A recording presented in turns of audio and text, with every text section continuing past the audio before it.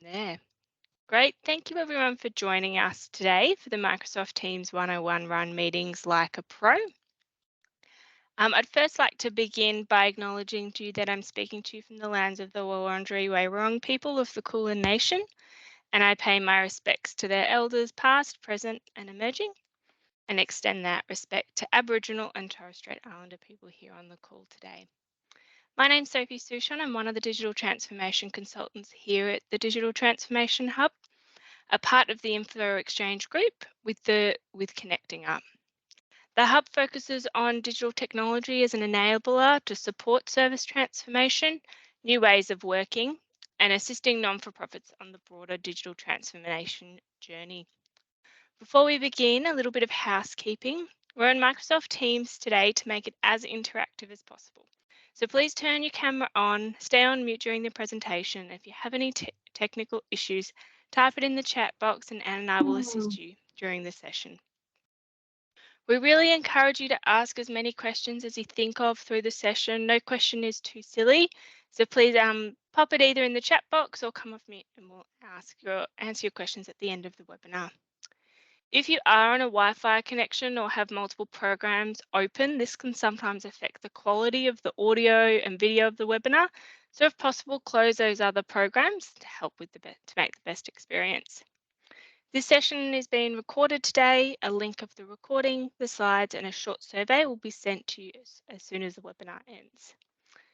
So I'm excited to welcome you today, and I'll pass you to our presenter, Anne. Thank you so much, Sophie, and thank you everyone for joining me today. In today's webinar, we will try to interact with other meetings participants using the chat features. We'll learn how to navigate different participant views, determine your preferred ones, and understand the difference between sharing your desktop versus sharing in applications. We will learn to share audio with your desktop as well.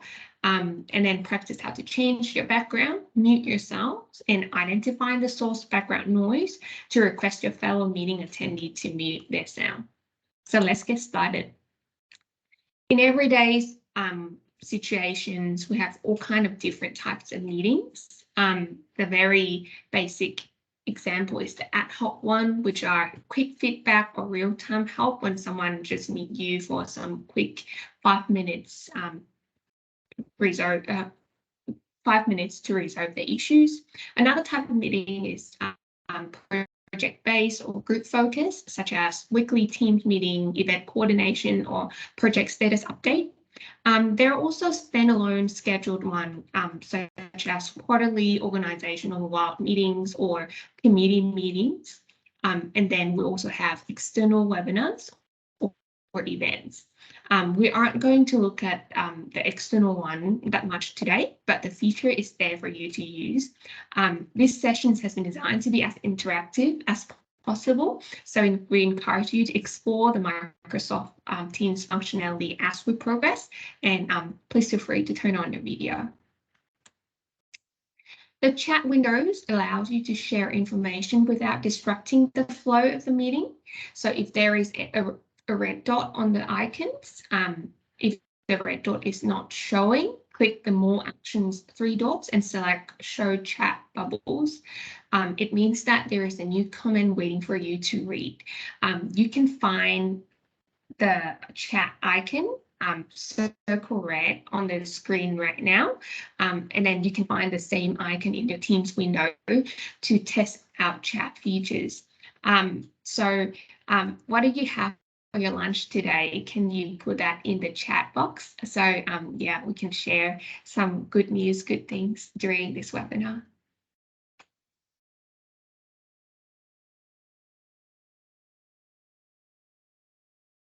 After the chat features, let's have a look at a few audio and video features as well available during your meeting. The first feature I want to introduce is the mute feature. Have you ever had that pesky background noise from one of your fellow participants? You know, the dog barking, a background conversation, especially in situations where we work from home a lot, work remotely, we're no longer in that quiet office. As a fellow meeting attendee, you can't automatically mute everyone. that can only be done by the meeting host or the organizer. You can, however, identify the source of the noise and ask the participant to mute themselves. So yeah, we have a test case right here, right now. I will try to mute. Okay, that person is already mute. So to identify the source of the noise, look at the image view of the participant on your Microsoft Teams windows. Teams will automatically highlight a source of sound. This is a participant that you would ask to politely to mute. Normally, when I first start a meeting, before I start the record as well, I would either mute everyone or I would ask everyone to mute their sounds before we start. Luckily, all participants at this stage has already muted themselves. So test out that functions when you do a test meeting, or even in this meeting as well, when we do the Q&A, it'll be a bit more interactive and more people join the conversation, so you can figure it out who is making the sounds. Moving on to background. So probably you can see that Sophie and I are not having our usual office view. We're not currently in our office, but we add our background of our organizations. With more of us working remotely, backgrounds have become more important to make meetings more business-like, and also protect your home from being seen by others as well. So in order to change your background, simply click the 3 dots at the top of the screen, select Apply Background Effects, and then change the background. You can see the image on the screen. Apply Background Effect is circle red, and you can see that, you can select a lot of stock backgrounds if you haven't got one for your organization or yourself, or you can choose to blur your real background. Professionally, we prefer a background with our organizational logo or icon, but yeah, if you're in a hurry, please feel free to use blur options or stock image. Be aware that if you're experiencing low bandwidth on your internet connections, your background may not be as effective. So if you have any important meetings or you'd like it to work well, feel free to join the meeting a few minutes early to test out the background. The next feature I would like to introduce is the participant views. By clicking the Show Participants icon, you can see who is currently in the meeting. This option allows you to add someone else to your meeting, or share the invites, or approve attendees into the meeting, as I have just approved you into this meeting earlier. To switch the participant view, click More Actions, which is the 3 dots at the top of the screen, and select these as we look at them. Make sure you have your video on now, so this works as well. There are many participant views that you can use. Together mode is the mode that you need at least 5 people in a meeting to access together mode. It brings everyone together into the one screen, just like a gallery. This way you can see everyone together, not just the people speaking on the screen. I personally find this mode really cool because I feel like our team is in the same room, and then we don't no longer have that distance when we work remotely. You can also use large gallery view. It can be used when there is more than 10 people in a meeting. It will only display up to 49 participants in the view. Teams choose people to display based on whether their camera is enabled, whether they've spoken recently. If you do end up in a meeting with more than 49 participants, people will switch in and out of the grid based on who's contributing the most. So both these options aren't as useful when someone is sharing content as I'm doing now, because they are taking over the screen that you're looking at. To return to normal view so you can see the content, select Focus on Content options. So these are the options that you can use to have different views during a meeting. The most useful features that I find with Teams is sharing content, because the core purpose of having a meeting is to share ideas, collaborate with each other, right? So there are various options to select from when you want to share your content. Have you ever used any of these options before? You can add them in the chat now if you have used one of those options before. The options available are screen, window, or whiteboard. When you click share content icon, the first option you can see is the screen options. The screen option allows you to share your entire desktop, including notifications and other desktop activity. This option is useful if you need more to move between different windows, such as PowerPoint, Word, Excel spreadsheet, and even an image or video. But be aware that even your Outlook notifications will be visible in this screen sharing options. So if you use these options, it might be advisable that you shut down all your applications that have sensitive informations. So always protect your informations before you choose these screen sharing options. The next one is a bit more restricted. It's the window sharing options. It allows you to share just one window. For example, I'm just sharing my PowerPoint window right now. You cannot view other applications that I'm using. Or you can share an image only. By sharing it in that way, you will avoid the risks that you share sensitive information, such as a very important email or very important documents, for example. So this is the options that I normally use when I share content. The last options that is available is the whiteboard. It allows participants to collaborate on the whiteboard in real time, and it's then attached to the notes of the meeting. This can be handy to refer back to a later date. By sharing content, you also have the option to share your computer sound. In order to share sounds on your computer, you can click on the toggle box that is circled on the top right corner to include your computer sound. So select share content in meetings control, then select include computer sounds. The switch on top right of the sharing options. Sharing your computer sounds that you stream audios from your computer to participants, or you can use it to play a video or audio clip as a part of your presentations. So it's going to be more interactive while you do the presentation with the sounds.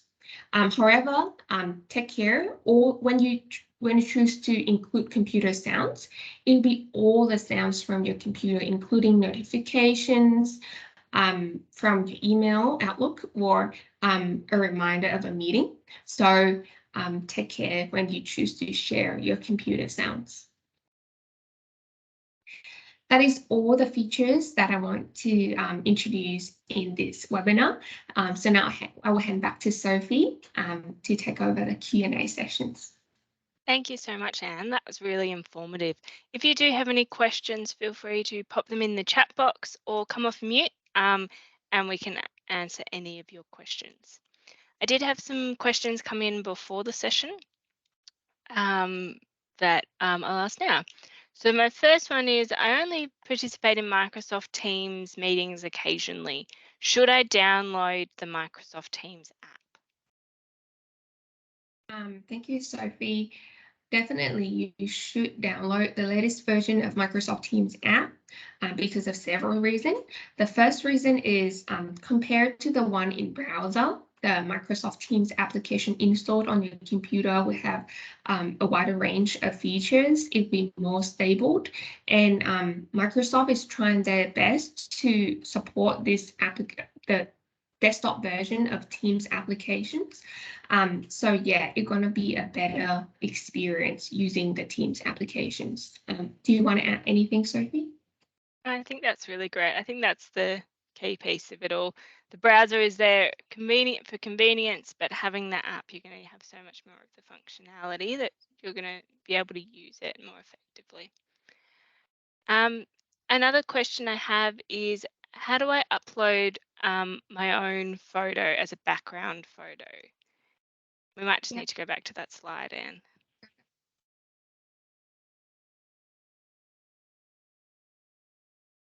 Slide. So if you scroll, if you open, the three dots, more actions, choose Upline Background Effects, and then choose Add New. You have the options to upload your own background image, and then you can choose Preview to see if the background suit you well, it's having the right directions, and then choose Apply and turn on the video. Great. Thanks, Anne. There's no questions yet in the chat box. There's just lots of people telling us what they had for lunch, which is fantastic. While you're here, Anne, did you want to talk a little bit about the raise your hand feature? I'm not sure if I missed that before. So in a meeting, if you look at the image right now, you can see the mouse circling around.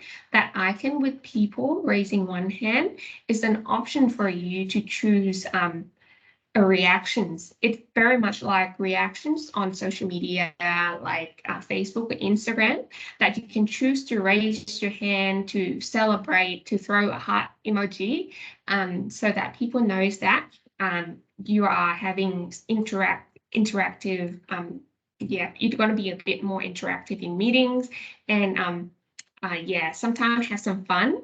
So, for example, when we will celebrate one of our members having a new members in their family, we throw some celebrate emoji in there. So it's very heartwarming sometimes. Great, thanks, Anne. I saw Pauline just testing it out. So feel free to test and see what the emojis there are and what it looks like on your screen as well. I've got a question here. Do you have to pay to use Microsoft Teams? So yes and no. Initially, if you do not have Microsoft 365, Microsoft do allow you to use the Microsoft Teams for free for a limited period of time. However, as a nonprofit, Microsoft have this program for nonprofits that you can apply to if you're a charity or a nonprofit, and they will give you 10 business premium licenses for free. After this meeting, I will include the link to the program in the follow-up email so you can have a look. With that 10 business premium licenses, you can use Microsoft 365 platform for free with that 10 licenses, and then it come with Microsoft Office Suite for free for that 10 licenses as well. So it's really useful, and it's for free. So have a look and then test it out if you haven't already. Great, thanks, Anne. I can see admin, I believe you are either testing the raise your hand feature or have a question. If you've got a question, feel free to come off mute and ask that. That's okay, Simone. Thanks for letting us know and thanks for joining us. I have another question here, Anne. Can participants chat to each other privately during the meeting? In order to chat privately during the meeting, you do not chat in the meeting. You chat separately in Teams applications. So in the previous Lunch and Learn webinar, we had a webinar that introduced and then differentiate the difference between chat features to one person to another. With chatting in a Teams meeting. In order to quickly chat with each other in a Teams meeting, you click on the participant icon to view the list of participants, and right click or click on the three dots, the three dots for more actions, and then you can choose the option to chat privately. Thanks. And I'm just popping the webinar that Anne's referring to in the chat, so you can join us in 2 weeks and hear more about that. There's also more on the Connecting Up site as well. that explore Microsoft Teams and also the Microsoft 365 platform as well, and how you can benefit from that not-for-profit Yeah. discount. Sorry, And Anne. the features, yeah, as we mentioned in another Lunch and Learn webinars, or you can join us in the next one, that sometimes you will see different features in different views. It's because of many reasons. It might be because you're using a browser versions while I'm using applications desktop versions, or because you minimize the Teams applications, or you resizing it a bit different. So it's hidden in the more actions icon, or simply because you are using you are joining a webinar, not a meeting, or the other way around. So please feel free to rewatch our recording or join our future webinar. So yeah, we will have more exciting Lunch and Learn sessions like this to learn more about Teams. Fantastic. We've got still a bit of time left, so if you do have any questions about Microsoft Teams and working in meetings, please feel free to pop them in the chat. And is there anything else that you'd like to talk to or reiterate from the session today? Yeah, I think around the sessions today, it's more about run meetings, how to train it with your whole team. However, if you would like to explore more options about Teams, Teams has endless other features as well related to file storage and communications and calendar webinar as well. So stay tuned for more webinars, or feel free to visit our website as well. I'll pop in the our website link. So there are a lot of guides there that you can explore with us. If you do not have time for long webinars. So I'll pop the link in the chat.